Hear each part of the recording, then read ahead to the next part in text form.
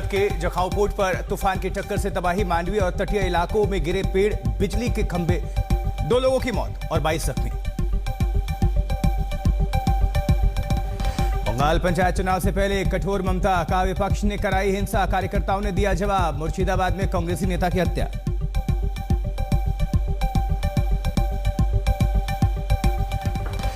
हिमाचल के चंबा में धर्म के नाम पर सियासी शोले, हिंदू युवक का शव बरामद तो बेकाबू भीड़ की आगजनी, घर से लेकर थाने तक हमला।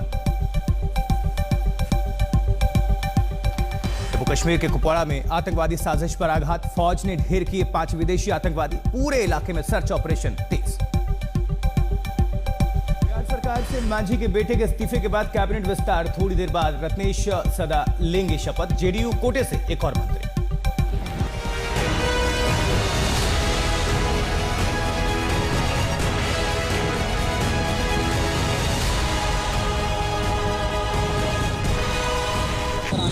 आसान था क्योंकि सड़क है, एक एक कदम बचा के हम चल सकते हैं। गांव में कहीं गड्ढा और कहीं पर मैनहोल होगा और स्थिति दरअसल ये देखिए कोई सामान्य बाढ़ जैसी स्थिति नहीं है जो हम दूसरे राज्यों में देखते हैं। इस तरीके से जो वॉल ऑफ साइक्लोन है, देखिए ये कितनी जबरदस्त तेज हवाओं के साथ ये जो बारिश यहाँ पर हो रही है।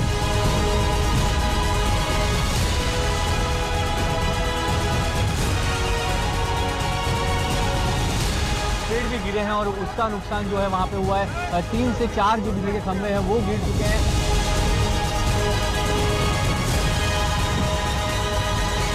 जमीन पर आ गिरे हैं, कक्ष में घर ढह गए हैं, छतें उजड़ गई हैं, कई इलाके लबालब हो गए हैं पानी से।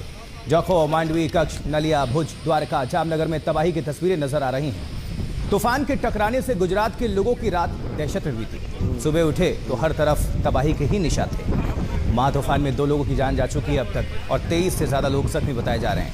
वहीं 940 गांवों की बिजली गुल है। जैसे जैसे तूफान आगे बढ़ रहा है, इसकी रफ्तार कम हो रही है और अब खतरा राजस्थान में है। इन 6 तस्वीरों को आपके सामने हम रख रहे हैं।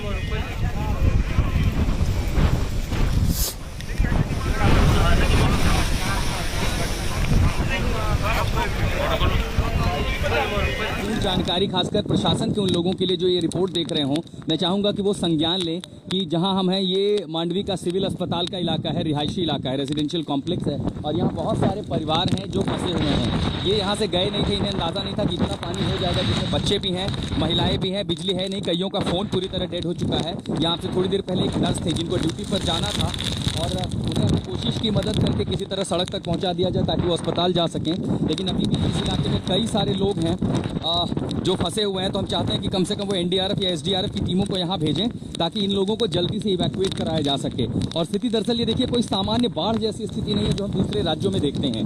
ये तेज हवा के साथ बारिश हो रही है तो ये पूरी आप समझिए कि चेहरे पर थपेड़े मार रहे हैं ये। और ये जो बरसात का पानी ये तब तक कम नहीं होगा जब तक कि इसका असर यानी साइक्लोन का इम्पैक्ट कम नहीं होता। इंटेंसिटी कम होने में भी घंटों लगते हैं और पानी की गहराई रिहायशी इलाकों में देखिए इस तरह के जो स्कूटर हैं वो पूरी तरह डूब चुके हैं।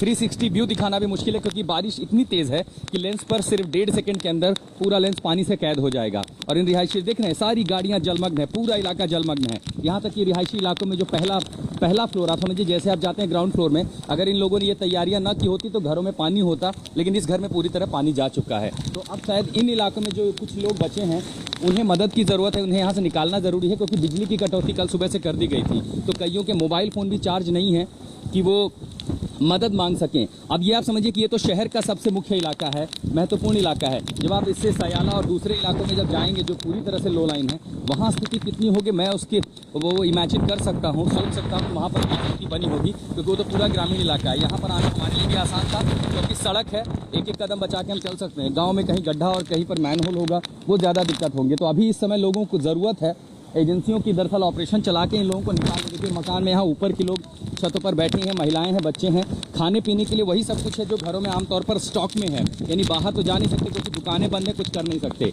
और ये पानी तब तक नहीं कम होगा जब तक कि हवा की रफ्तार ना कम हो जाए और बारिश ना कम हो जाए। एक चीज़ और बताऊँ, ये पानी रुका हुआ तो है नहीं, ये बह रहा है, एक तरफ से पानी आ रहा है ऊँचे इलाकों से और आगे की ओर बढ़ रहा है। पानी में इतना करंट है कि हवा के साथ साथ इसको रेजिस्ट करना, इसके विरोध में खड़े रहना भी बेहद मुश्किल काम है। मांडवी से हमारे सहयोगी की रिपोर्ट अभी आप देख रहे थे। अब आप सभी को हम सीधा कक्ष मांडवी ही लिए चलते हैं। आशुतोष मिश्रा हमारे साथ, हमारे संवाददाता मौजूद हैं। आशुतोष, आपकी रिपोर्ट हम देख रहे थे, सभी दर्शक देख रहे थे। क्या अभी भी वहां पर बारिश हो रही है और हालात क्या है इस वक्त, दर्शकों को जानकारी दें।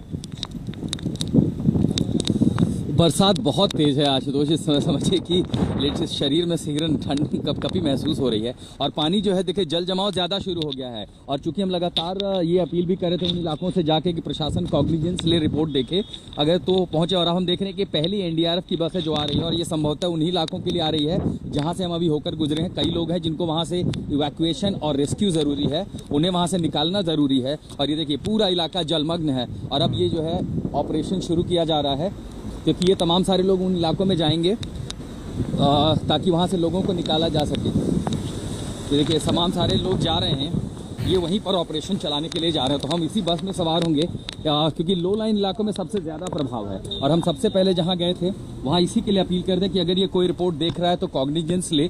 खासकर जरूरी देख रहे हैं इस पूरी सड़क पर इस समय पानी का जमाव है। बगल में ये अस्पताल है और इस अस्पताल के ठीक बगल में रिहायशी इलाका है। यहाँ कई सारे लोग थे जो मदद मांग रहे थे। यहाँ की एक महिला थी जो नर्सिंग स्टाफ, जहाँ हम उन्हें निकालने के लिए ले गए थे। ये देखिए ये पूरा इलाका दबा हुआ है और यहाँ से यहाँ पर है कई सारे लोग। एक बार उनको पूछ लीजिए, वो निकलना चाहते थे। हम सुबह यहीं पर थे और यहीं की रिपोर्ट दिखा रहे थे कि लोग हैं यहाँ और पानी गहरा, उन्हें बच्चे बहुत ज़्यादा हैं छोटे।